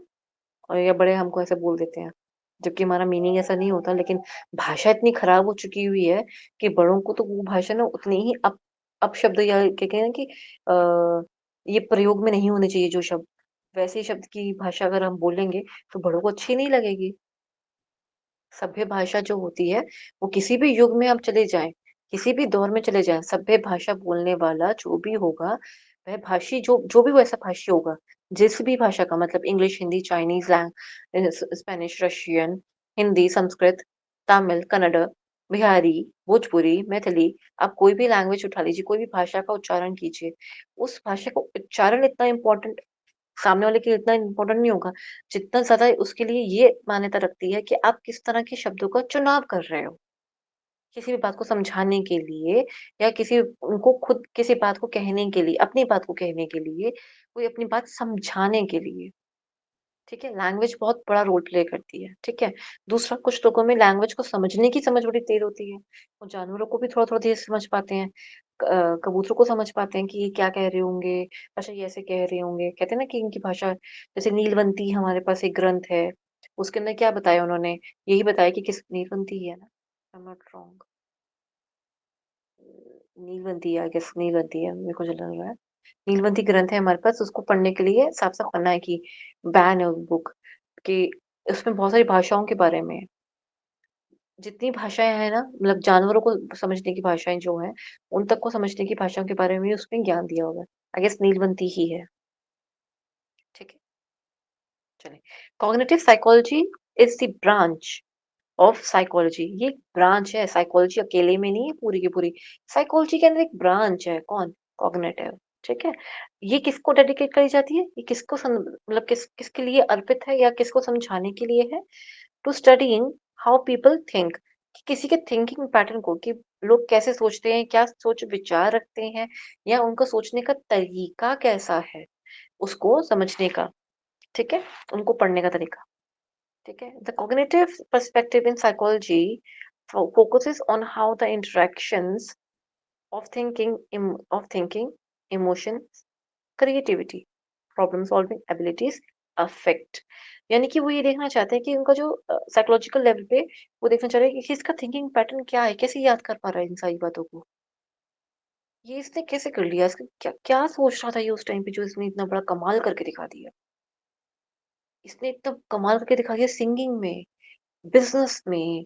हम कहेंगे ना एक छोटा सा बच्चा है, आज देखो क्या कितना कमा रहा है, उस इंसान की थिंकिंग पैटर्न कैसा रहा होगा, उसके ऊपर स्टडी करना क्या क्या लाया जाएगा, कॉग्निटिव साइकोलॉजी।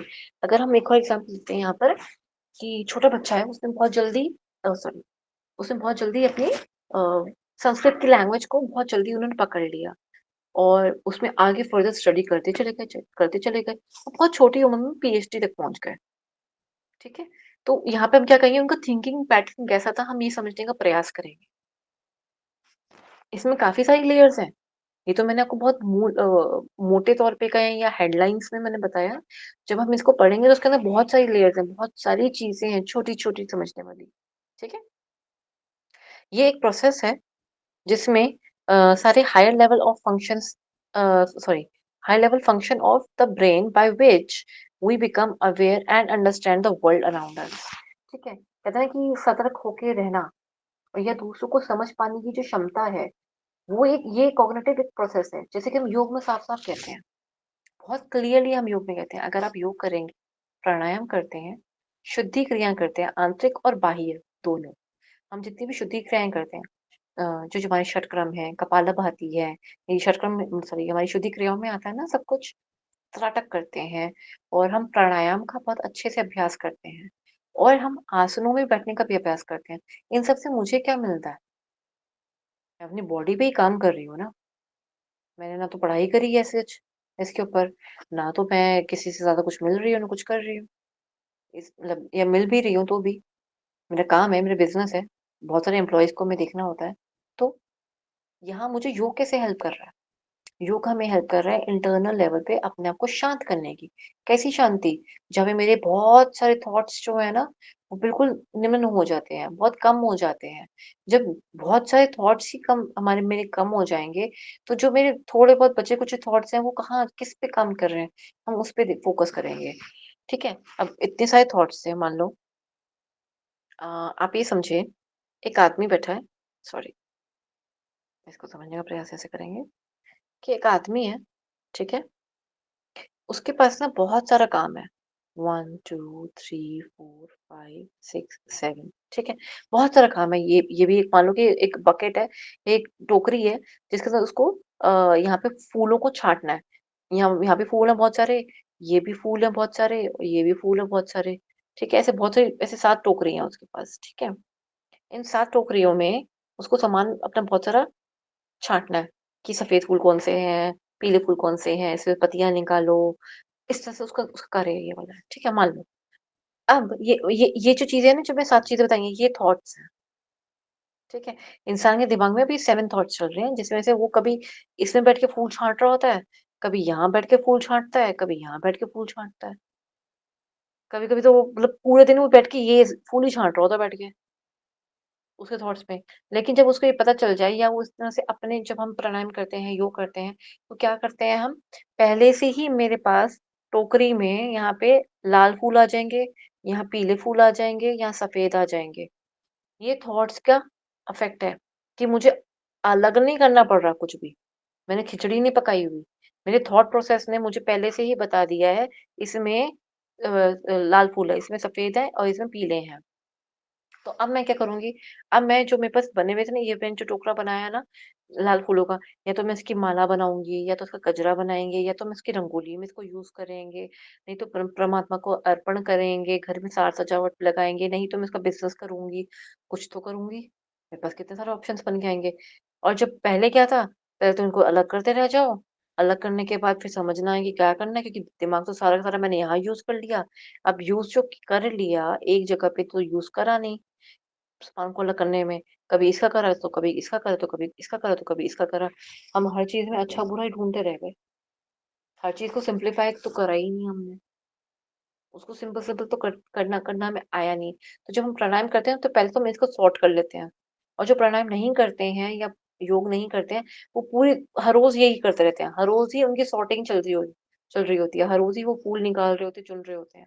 लेकिन जो प्राणायाम या योग में होते हैं ना, वो अपनी टोकरी पहले ही अलग रख लेते हैं। कि अच्छा बुरे थॉट्स हैं यहाँ डाल दे इसके अंदर। अच्छा अच्छे थॉट्स आ रहे हैं डाल दो इसके अंदर। अच्छा ये परमात्मा से मिलन का है, मेरे को योग करना है, या मान लीजिए कोई न्यूट्रल थॉट्स है, डाल दो अंदर। ठीक है? तो उन्होंने पहले से अपने टोकरे बना के रखे हुए हैं। और इसलिए हम कहते हैं कि जितना हो सके उतना ज़्यादा अपने टोकरों को खाली करके रखो, ताकि आपको खुद में ही प्रॉब्लम ना हो। ठीक है? अब ये हो गया कि become aware and understand the world around अस। जितना ज़्यादा हम इस चीज़ को ध्यान देंगे कि हाँ, कि मेरे पास सोचने और समझने की, दूसरों को समझने की, दूसरों के पर्सपेक्टिव को समझने की मेरे पास ज़्यादा जगह है। टोकरी थी ना, 7 टोकरियाँ थी, अब मैं सॉर्ट करके रख ली हुई हैं।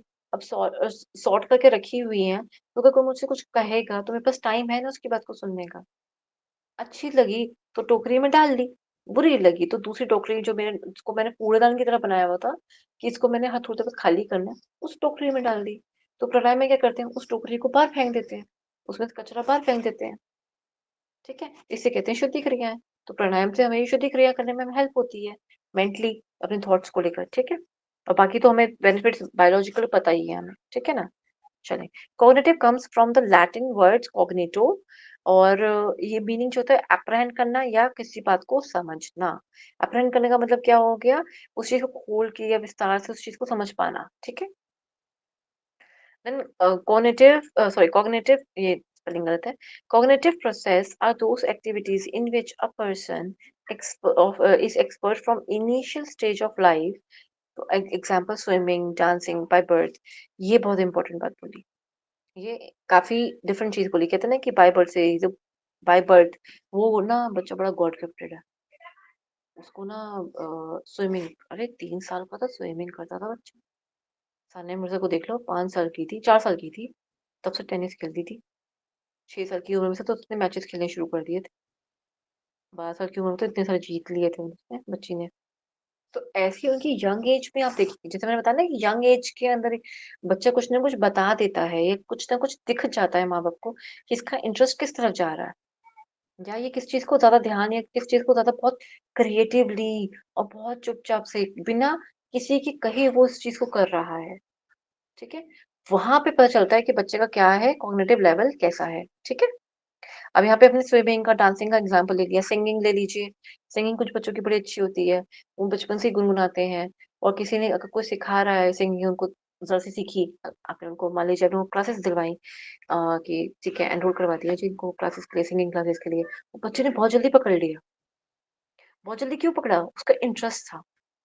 वो घर आता था, आपके बिना बोले, बिना कुछ कहे, माँ बाप के कुछ कहे भी, वो अपना रियाज कर रहा है। उसको अच्छा लग रहा है, वो खुद नेट पे जाके बैठ के रिसर्च, सॉरी, इस पे सर्च कर रहा है कि मुझे और कौन से अच्छे टीचर मिल सकते हैं, या किस प्रकार के कितने और सिंगिंग होती है, कितने प्रकार के और राग होते हैं, क्या राग में भी कोई वैरायटी है। फिर पता चलता है उसको पढ़ते पढ़ते, अच्छा दिन का राग अलग होता है, रात का राग अलग होता है। अच्छा, सोने के लिए भी कोई राग होता है, हीलिंग के लिए भी कोई राग होता है, बीमारी हो तो भी कोई राग होता है, स्पेशल राग होता है। सबके लिए राग बने हुए हैं। तो उन्होंने अपनी खुद से इस चीज को ढूंढना शुरू करा और देखना शुरू करा। ऐसे लोग ही, जो ऐसे वाले बच्चे होते हैं जो बाय बर्थ ऐसा कुछ करते हैं, ऐसे लोग ही कुछ नया करते हैं। क्यों? उनके अंदर जो जितनी हिस्ट्री पढ़नी थी या कुछ करना था ना, कुछ नहीं, जो पुरानी बातें समझनी थी, वो तो उन्होंने बहुत छोटी उम्र पढ़ लिया, खत्म कर लिया। उन चीजों को पढ़ के उन्होंने खत्म कर लिया, जो हिस्ट्री वगैरह जाननी करनी थी, बहुत छोटी उम्र में सब कुछ कवर कर लिया। अब जो दौर वो उनको बड़े होने का आता है ना, वो कुछ नया करने का आता है, कि मुझे इसके अंदर और कुछ नया करना है। वो कुछ एक नई फील्ड निकाल लेंगे, कुछ नया कुछ करके दिखा देंगे। जैसे कि साइंस की फील्ड का एग्जांपल लेते हैं, मॉडर्न साइंस का। आइंस्टाइन ने वो सब समझ लिया जितना कि अभी तक की साइंस थी, जो जितनी भी उस टाइम पे थी, जितने भी उस पर रिसर्चेस हो चुकी थी, या जो भी डिस्कवरीज हुई थी, इतना तो उनको आता था, वो उन्होंने सब पढ़ लिया। इसके बाद भी उनकी लालसा खत्म ना हुई, फिर उन्होंने निकाल दिया इक्वल टू एमसी स्क्वायर। अब ये लालसा खत्म नहीं हुई थी, इसी वजह से उन्होंने शास्त्रों को पढ़ा, वेद को पढ़ा, वहां से डिकोड करा उसको। अब ये बात तो खुद अपनी बायोग्राफी में बोलते हैं, हम तो नहीं बोल रहे जी, ये तो उनकी खुद की बायोग्राफी है, ऑटोबायोग्राफी है उनके। तो वो खुद अपने इंटरव्यूज में उन्होंने इस तरह की बातें बताई हैं कि मैं तो वेदों का सहारा लिया, जिसमें से मैंने बहुत सारी चीजें समझी हैं, उनको डिकोड करते थे हम बैठ के। ऐसे कई सारे आपको साइंटिस्ट मिलेंगे जिन्होंने वेदों को पढ़ के डिकोड करा। अब ये अंदर से था ना, उनको एक क्रेविंग थी, एक विल पावर थी, तभी तो कर पाए। और बाय बर्थ ही इन सब चीजों को कुछ ना कुछ मिलेगा, कोई एस्ट्रोनॉमी में बहुत ज्यादा इंटेलिजेंट मिलेगा। तो ये सब कुछ कहाँ कहाँ से क्या, कॉग्निटिव साइकोलॉजी के अंदर आता है, ठीक है? अब सेंसेशन के बारे में थोड़ा सा समझ लेते हैं। सेंसेशन क्या कहती है? सेंसेशन का मतलब मैंने आपको सॉरी, सेंसेशन का मतलब हमने बहुत क्लियरली समझा था, किसी चीज को टच के थ्रू या अपने सेंसेस के थ्रू, जो हमारे 5 सेंसेस सेंसेस है, उनसे उस चीज को सेंस कर पाना कि क्या कहना चाह रहा है। और टच इसके अंदर, या कहें कि आवाज का ज्यादा हम इसका रोल लेते हैं, ठीक है? According to Robert A Baron, जी दिख पा रहा है? Okay. According to Robert A. Baron, sensation is an input about the physical world. किसका? Physical world provided by the sensory receptor. जैसे मैंने बताया हमारी 5 इंद्रियाएं जो है, पांच कौन सी इंद्रियां हैं? जो हमारी कर्म इंद्रियां हैं, ये ज्ञान इंद्रियां हैं। कौन बताएगा कि हमारी जो 5 सेंसेस होते हैं वो किसके अंदर आती हैं? ज्ञान इंद्रिय में आती है, ज्ञान इंद्रिय कर्म में इंद्रिय?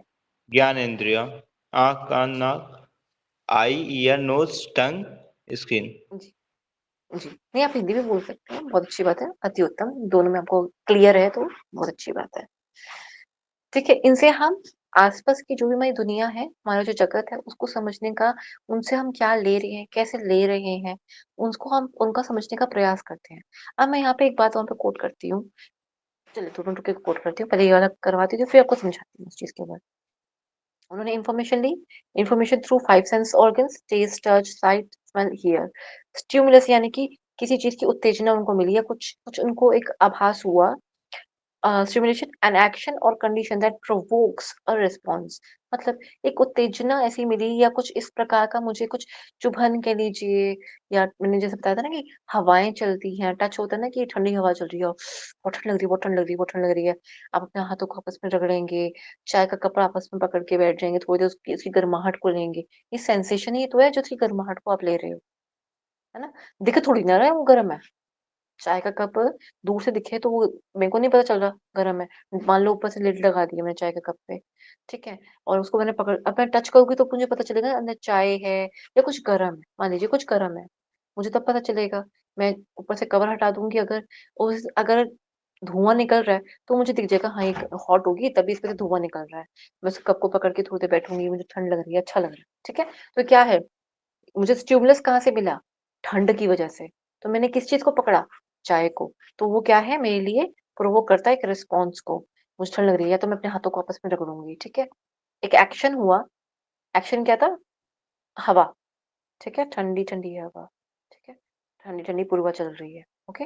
या कोई ऐसी कंडीशन, मान लीजिए, चलिए थोड़ा सा ज्यादा हो जाएगा पर फिर भी बता दे, चले थोड़ा सा व्यंग में ले लेते हैं। किसी ने किसी को थप्पड़ मारा, स्लैप करा है, ठीक है। तो उसने स्लैप पे, थोड़ा ए अजीब सा आ गया, स्लैप करा है। तो अब या तो गांधी जी बन जाओ, दूसरा काल आगे कर दो, मर्जी है भाई। दोनों खाल पे अगर आपने 5 पद छपवाना है तो मर्जी है, ठीक है। हाई फाइव देने की बजाय आप फेस पे 5 लेके चल रहे हैं, your choice, up to you, ठीक है। I am sorry. या फिर आपने पलट कर उनसे पूछा कि क्यों किया। ये तो एक एक विकल्प हो गया ना कि गाल आगे कर दिया, जी हाँ जी लीजिए, गांधी जी बन गए हम यहाँ पर। we'll have a 5 अगेन, ठीक है। या फिर हमने उनसे पूछा कि आपने क्वेश्चनिंग करी कि क्यों मारा। या फिर रिस्पॉन्स में, तेरी कैसे, तेरी इतनी हिम्मत, मुझ पे हाथ उठाया। और हमने क्या कर दिया, every action has a equal and opposite reaction. आपने भी उसको उतनी ही जान से एक और स्लैप लगा दिया। लो जी, हमने आपको वही मेडिसिन दी जो आपने मुझे दी, ठीक है। जैसे को तैसा, कुछ भी जो भी मुहावरा याद आ रहा है वो आप याद कर लीजिएगा, आपको चीज समझ आ जाएगी, ठीक है। तो ये सब कुछ कैसे हो रहा है, ये किसकी वजह से हो रहा है? सेंसेशन की वजह से हो रहा है, और बहुत सारी चीजें भी इसके अंदर आती हैं, ठीक है। हवा में ठंडी हवा चली थी, सॉरी, ठंडी हवा चली थी, ठंडी हवा से मैंने क्या करा, अपने को या तो गर्म करने का प्रयास करा, अपने हैंड्स को रब करा मैंने, या फिर कुछ गर्म कपड़े पहने, मैंने क्लोथ्स ले लिए, या फिर हमने कुछ गरम गरम हाथ में पकड़ लिया, कुछ वार्म पकड़ लिया, जैसे कि चाय का कप मैंने बताया था, ठीक है। तो प्रोसेस जो होता है ये हमारा कॉग्निशन, सॉरी सेंसेशन का, इस प्रोसेस में हम क्या करते हैं, डिटेक्ट करते हैं इन्फॉर्मेशन को, जैसे हमने हवा का या थप्पड़ का या कोई और बात, ठीक है। फिर इसको हम इनकोड करते हैं इन्फॉर्मेशन को कि हुआ क्या। हवा चली थी, ठंडी थी, कैसी थी, मैंने इसको, मेरे पास हवा आई, अब मैंने हवा को एनकोड करा इन्फॉर्मेशन को कि हवा ठंडी है। फिर मेरे न्यूरल सिग्नल से मुझे बताया कि ओह कुछ ज्यादा ही ठंडा है, चलो हाथों को रगड़ो, और मतलब अभी वो दिमाग में जा रहा है कि ठंडी ठंडी हवा है ये, तो उसको वो भी समझ रहा है। अब वो रिस्पॉन्स के लिए बना रहा है, थैलेमस ने उसको रिसीव करा है, जो रिस्पॉन्स आया है ना अभी कि हवा चली है, हवा किस प्रकार की है, वो कौन बताएगा हमें? न्यूरॉन्स बताएंगे या हमारा दिमाग हमें बताएगा। तो दिमाग में कौन बता कर रहा है हमें? थैलेमस बता रहा है। थैलेमस ने सब कुछ रिसीव करा इस वजह से। इसने रिसीव करा, इसने बता दिया न्यूरल सिग्नल्स के अंदर, और फिर उसके बाद कॉर्टेक्स ने क्या करा, सेंसरी एरिया ने उसको बताया कि हाँ, या तो अपने हाथों को रगड़ो, या तो कपड़े गर्म पहन लो, या कोई वार्म चीज पकड़ लेते हैं, जैसे कि चाय का कप। ठीक है, तो इसका एक और एग्जांपल भी समझते हैं। ये जो हम पढ़ते हैं, रिफ्लेक्सेस पढ़े हैं आपने? What are reflexes? पढ़ा है आपने नर्वस सिस्टम के अंदर? Please reply, what is reflex? Saurabh ji, Nidhi बाजार है ना सौरभ जी? निष्ठा जी, कोई भी जल्दी जल्दी बताओ कि रिफ्लेक्सेस के हाँ जी, बताएं। मैम जो ये होता है, और ये ऑटो इम्यून सिस्टम में मैम होता है, हमारे नर्वस सिस्टम होता है जो स्टिमुलेटिंग का काम करता है। जो भी हमारे थॉट्स आते हैं कौन से, वो मैम स्टिमुलेट होते हैं। नहीं, ये क्लियर नहीं है रिफ्लेक्सेस का ना क्या होता है। मैं इतना ही करवा के आज के क्लास स्तर को हम खत्म करेंगे। 1 मिनट।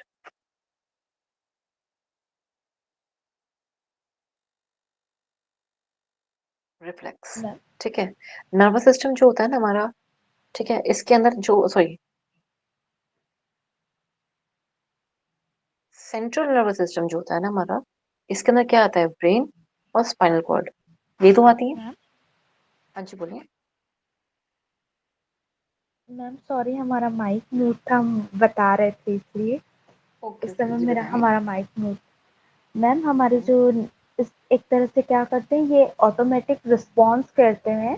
और हम्म, ये क्या है, जैसे कि फॉर एग्जांपल क्या है, मुझे गर्म फील हुआ किसी चीज का, तो मैं तुरंत उस चीज से क्या होंगी, हाथ हटाऊंगी। तो ये क्या है, एक तरह से हम्म, रिफ्लेक्सेस है। और ये क्या होता है, मोटर न्यूरॉन जो होते हैं ये एक्टिवेशन है, और इसमें क्या होता है, स्टिमुलेशन आता है, फिर सिग्नल हम्म, ट्रांसमिशन आता है, फिर क्या होता है, हम्म, मोटर न्यूरॉन जो होता है एक्टिवेशन होता है मैम इन सब में। Correct, very good, very nice. ठीक है, इसमें मैं एक चीज आपको ऐसे यहाँ पे बता देती हूँ। जैसे कि हमारे पास इन्होंने न्यूरॉन्स की बात करी या न्यूरो लेवल पे बात करी, ठीक है। अब हमारे पास ब्रेन भी है, हमारे पास स्पाइनल कॉर्ड भी है, किसके अंदर, सेंट्रल नर्वस सिस्टम के अंदर। क्यों जी, बाकी की नर्व्स को अपने क्यों नहीं इंक्लूड करा, हाथ पैर इधर उधर की नर्व्स को क्यों नहीं इंक्लूड करा, why the only spinal cord. ये यहाँ पे अगर ये ब्रेन है, इसको सेंट्रल नर्वस सिस्टम अगर आप कह रहे हो, तो इसका एक्सटेंडेड पार्ट स्पाइनल कॉर्ड है। तो इसी का ही तो एक्सटेंडेड पार्ट बाकी की नर्व्स हैं, जो हमारे हाथ पैर हर जगह जा रही है। क्या ये बात समझ आ रही है? Yes ma'am. तो इसके अंदर हमने स्पाइनल कॉर्ड को क्यों इंक्लूड करा, सेंट्रल नर्वस सिस्टम के अंदर इसको क्यों नहीं इंक्लूड करा, क्यों नहीं इंक्लूड करा इसको? रीजन ये था कि हमने इसको इसलिए इंक्लूड नहीं करा क्योंकि स्पाइनल कॉर्ड के पास, अकेली स्पाइनल कॉर्ड के पास बिना ब्रेन के रिफ्लेक्स सिखाने की क्षमता है, जो कि बाकी नर्व्स के अंदर नहीं है। बाकी नर्व सिर्फ इंफॉर्मेशन लाने का कार्य करती है, या उस कार्य को करने का, जैसे कहा ना कि एक्शन है, उसका रिएक्शन देने का काम करेंगी। ठीक है, लेकिन ये कार्य कौन करवाता है हमसे, सारे कुछ करवाता है, या तो ब्रेन करवाता है या तो हमसे स्पाइनल कॉर्ड करवाती है। बस ये दो ही करवाते हैं इस वजह से। ठीक है, तो जो भी रिफ्लेक्स होते हैं ना, वहां पे कई ऐसी जगह होती है, कई कई बार आपको पता चलेगा, कहीं आपको पैर पे मान लीजिए हम चल रहे हैं तो कुछ चुप जाता है ना, it's a very common example, दो आई एम रियली सॉरी। अच्छा थोड़ा चलिए, थोड़ा सा डिफरेंट एग्जाम्पल लेते हैं, पुराना क्यों लेंगे। हम कहीं जा रहे हैं और कूड़ेदान कहीं पे आ गया और आपको बड़ी गंदी बदबू आई है, बहुत गंदी है, बड़ी पता नहीं कहाँ से इतनी गंदी दुर्गंध में हम आ गए, अरे बाप रे। तो आप क्या करोगे, सोचोगे, आपको दिमाग बताएगा गंदी दुर्गंध आई है, हाथ उठाओ, मुंह पे लगाओ, नाक को बंद करो। क्या ये धीरे धीरे आएगा? नहीं, ऑटोमेटिकली आपका हाथ आपकी नाक की तरफ जाएगा, आपके मतलब फेस की तरफ जाएगा, और आपके नोज को कवर करेगा, क्योंकि आप उसको सूंघना नहीं चाह रहे हैं, ऐसी दुर्गंध को। क्या ये कॉमन है? क्या इसके अंदर आपको कुछ बता रहा है ब्रेन आगे? नहीं। लेकिन क्या एक चीज आपने और चीज नोटिस करी, कि आप उस जगह पे या उस जगह को आपने जब क्रॉस कर लिया, या उस दुर्गंध को आपने सुना सूंघा होगा, जैसे क्योंकि पता चला ना कि ये दुर्गंध आ रही है, तो ये तो दुर्गंध को आप किसी चीज का सिमिलर कर पा रहे हो कि ये जो इसकी लग रही है, या तो ये इसकी स्मेल लग रही है मुझे, ये तो बड़ी गंदी दुर्गंध है, शायद ऐसा लग रहा है जैसे कि कहीं किसी जगह पे कोई सब्जी या फल सड़ गया है, कुछ ऐसा लग रहा है, या कुछ किसी जानवर की मरे की लगती है, कोई जानवर है उसकी मृत शव पड़ा हुआ है यहाँ पे उसका लगता है, पता नहीं किस चीज़ की है, कोई मान लीजिए कोई सीवेज प्लांट के पास आप निकल रहे हैं, उस सीवेज प्लांट के आस-पास ना कहीं न कहीं कोई न कोई एक टनल जा रही है, उसकी वज़ह से आपको इतनी स्मेल आ रही है। कुछ भी हो सकता है ना, कोई भी रीज़न हो सकता है। पर ये हाथ अपने आप चला गया बिना ब्रेन के बताए, या किसी ने थप्पड़ मारा, उसे फटाक से आपने थप्पड़ मार दिया बिना सोचे-समझे, या फिर आप ये समझिए कि किसी ने आपसे कुछ कहा और आपने बोलते-बोलते में आपके मुँह से बात निकल गई, स्लिप ऑफ टंग जिसे हम बोलते हैं। Slip of tongue is the best example हाँ। तो ये कैसे निकलता है? ये उन नर्व्स की वजह से, ये कह लीजिए स्पाइनल कॉर्ड की रिफ्लेक्सेस जो होती हैं, वैसे इसका मेजरली आपकी चलने-फिरने वाली बात आती है इसके अंदर। तो वो आपको कैसे कर पा रहे हो? ये रिफ्लेक्सेस की वजह से कर पा रहे हो, जो स्पाइनल कॉर्ड में हो रही है, ठीक है? अब इसके अंदर एक चीज़ जैसे निष्ठा जी ने बताया, वो बहुत अच्छे से बताया।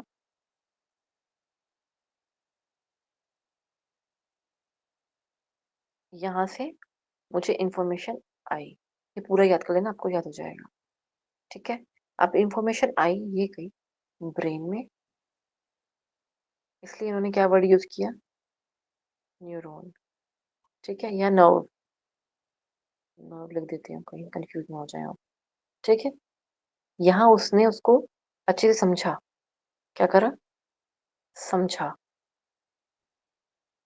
कि क्या इन्फॉर्मेशन आई है, क्या जो चिट्ठी आई है, ये जो चिट्ठी लेकर आया है, ये चिट्ठी आई है इसके पास, ये चिट्ठी लेके गया ब्रेन के पास, अब ये पढ़ रहा है उस चिट्ठी को, चिट्ठी में लिखा क्या है?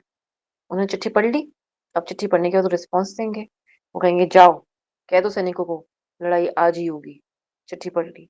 अब लड़ाई लड़ाई होगी मतलब स्लैप पे दोबारा स्लैप कर दिया।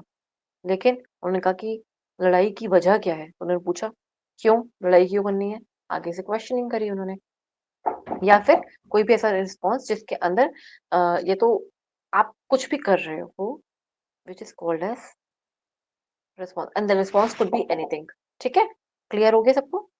तो ब्रेन इस तरह से काम करता है, और ये सभी का करता है, सबका सेम है। तो जब हम ब्रेन की बात कर रहे हैं, न्यूरो सिग्नल्स की बात कर रहे हैं, थैलेमस और कॉर्टेक्स की बात कर रहे हैं, ये सारा कुछ ब्रेन का पार्ट है। ओके? क्लियर है? यहाँ तक किसी को कोई भी किसी भी प्रकार का प्रश्न पूछना चाहते हैं?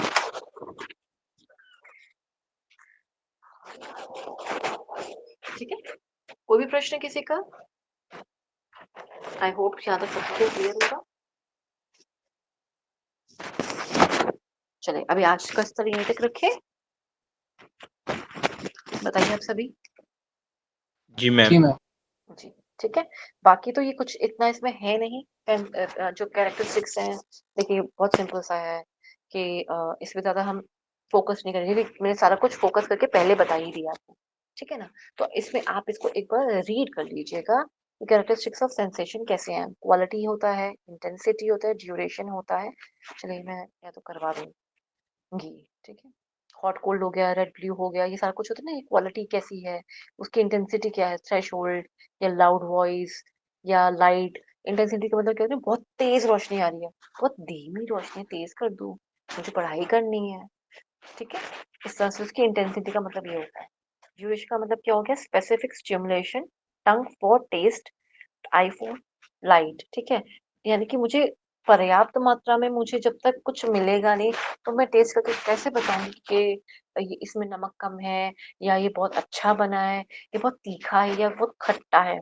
अगर आप लेमन का एक ड्रॉप अगर लेते हैं, आपको उसके अंदर नहीं पता चलेगा कि वो कितना खट्टा है। लेकिन अगर उसका एक पूरा चम्मच अगर अच्छे से आप लेंगे, तो अजीब अजीब से फेसेस बनाएंगे, ठीक है? तभी उसको टेस्ट पता चलेगा, तो अजीब है। लेकिन ये तो मैंने बताया ओवरडोज, और एक मैंने बताई अंडरडोज। मिनिमम तो कम से कम 2-3 ड्रॉप्स हो, जिससे कि आपको समझ आ पाए कि लेमन का टेस्ट एग्जैक्टली कैसा होता है और कितना खट्टा होता है। ये सब कुछ क्या आ गए? कैरेक्टरिस्टिक्स ऑफ सेंसेशन, ठीक है? 5 सेंसेस के ऐसे ही डिफरेंट डिफरेंट है। कल मैम से वहाँ पे हम जो जो करेंगे थ्रेशोल्ड लिखा था वो थ्रेशोल्ड बैरियर था क्या? कौन से वाला? ये थ्रेशोल्ड लिखा है तो ये जो थ्रेशोल्ड बैरियर होता है, जो जैसे मतलब किसी ने हमारे बारे में बोला, हम डिप्रेस्ड हो गए, तो ये बोला जाता है ना साइकोलॉजी में कि हमारा थ्रेशोल्ड बैरियर कितना है, ये वही वाला वो चीज है क्या? ये वो नहीं है, ये वो ठीक नहीं है। है, ठीक है? उसका हम कहेंगे कि एक विजन है, या उसको समझने का नया तरीका है। यहाँ थ्रेशोल्ड की बात हो रही है। आपने कई बार पढ़ा होगा कि अगर आप योग निद्रा करते हैं या कोई राग सुनते हैं इस प्रकार का, जो राग होते हैं ना, जो हमारा म्यूजिक होता है, तो एक टाइम के बाद कई बार आपने नोटिस करा भी होगा कि अगर हैरी पॉटर वगैरह भी देखी है तो उसमें भी कभी कभी देखा होगा, इस तरह की चीजें भी दिखाते हैं। मतलब कुछ आपको देखने को मिलेगा। ओपरा एक सिंगिंग तरीका है, एक ओपरा बाहर के देश में बहुत ज्यादा फेमस है। ठीक है, उसमें क्या करेंगे, वो एक बड़ी तीखी सी तेज आवाज निकालते हैं, आ करके ऐसे। अगर वो बहुत तेज और बहुत अच्छी होगी ना, तो कांच तक टूट जाएंगे, इतनी तेज तीखी आवाज होगी। तो वो क्या है? थ्रेशोल्ड। किस चीज का? किस चीज को तोड़ने का? ठीक है, एक तो एग्जांपल यहाँ पे थोड़ा समझने का प्रयास कीजिएगा। लाउड वॉइस वो हुई जो कानों को चुभ रही है, जैसे कोई बच्चा हमारे कान के पास आके चिल्लाएगा, अगर वो मेरे पास कान के पास आके आराम से भी बोलेगा तो भी सुनाई देगा, कुछ ज्यादा ही धीरे बोलेगा तो सुनाई नहीं देगा। That is threshold. यहाँ से समझो आप।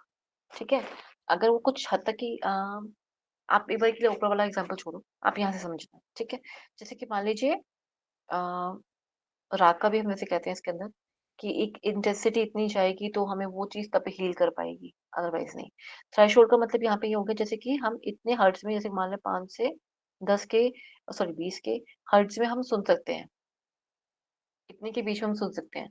जो डॉग्स हैं या लगा लीजिए ऐसे हैं, वो लगा लीजिए नियरली 2 to 30 हर्ट्ज के बीच में सुन सकते हैं। मतलब हमसे ज्यादा भी है और हमसे कम वाले रेंज का भी सुन सकते हैं। ठीक है, इसलिए उनको भूकंप वगैरह के बारे में ज्यादा जल्दी पता चल जाता है, उनको आवाज जल्दी आ जाती है। आप ऐसा करते हैं, उनकी सेंसेशंस उनको बहुत जल्दी सेंस वो कर लेते हैं, हम कहते हैं ना सेंस बहुत जल्दी कर लेते हैं। या फिर इसके अंदर एक और एग्जांपल लेते हैं, चिड़ियाएं जो होती हैं, कई बर्ड्स ऐसी होती हैं, उनको बड़ी जल्दी आवाज आ जाती है आसपास की, या कहीं की हवाओं से उनको समझ आ जाता है कि आसपास कुछ है, तो वो उनका थ्रेशोल्ड है। किसी भी चीज पे अगर आप, मैंने तो यहाँ पे एग्जांपल दिया ना आवाज का, अगर एक आवाज कम होगी तो आपको सुनाई नहीं देगी, लेकिन अगर एक आवाज बहुत ज्यादा होगी आपको वो भी सुनाई नहीं देगी, सॉरी सुनाई देगी लेकिन उसपे नुकसान होगा आवाज का। ठीक है, अब हम कहते हैं इसका एक एग्जांपल देते हैं विबग्योर का। विबग्योर का जो हमारा विबग्योर जो होता है, इसके ऊपर, सॉरी हाँ, इसके नीचे वाली जो रेज है उसके ऊपर की रेज है, हम नहीं देख सकते। क्या ये बात पता है? अल्ट्रावायलेट रेज और इंफ्रारेड रेज जो होती है, क्या वो देख पाते हैं आप? एक्स रेज है, अल्ट्रावायलेट रेज है, और कौन सी रेज होती है, गामा रेज है। बहुत सारी रेज है जिनको हम नहीं देख सकते, और बहुत सारी रेज है जिनका नुकसान है हमारे ऊपर, बहुत नुकसान भी है हमारे ऊपर। तो हमारी बॉडी पे थ्रेशोल्ड कहाँ से मिलता है? बॉडी को मतलब आंख को थ्रेशोल्ड कहाँ से मिलता है? विबग्योर से। विबग्योर को कहाँ से? रेड से। रेड का सबसे कम होता है थ्रेशोल्ड, रेड का सबसे कम थ्रेशोल्ड होता है। ठीक है, हम रेड को देख पा रहे हैं, मीन सबसे कम वाली लाइट को हम देख पा रहे हैं, मतलब सबसे कम लेवल की जो लाइट है उसको हम देख पा रहे हैं, इसका थ्रेशोल्ड बहुत कम होता है। ठीक है, और जो बैंगनी वाली होती है उसका थ्रेशोल्ड सबसे ज्यादा होता है, वॉलेट कलर का, उसका थ्रेशोल्ड सबसे ज्यादा है। इसको अगर कोई जोड़ सकता है तो जोड़ के बताएगा मुझे चक्रास के साथ। आप जोड़ सकते हो इसे, यू आर अलाउड। ठीक है,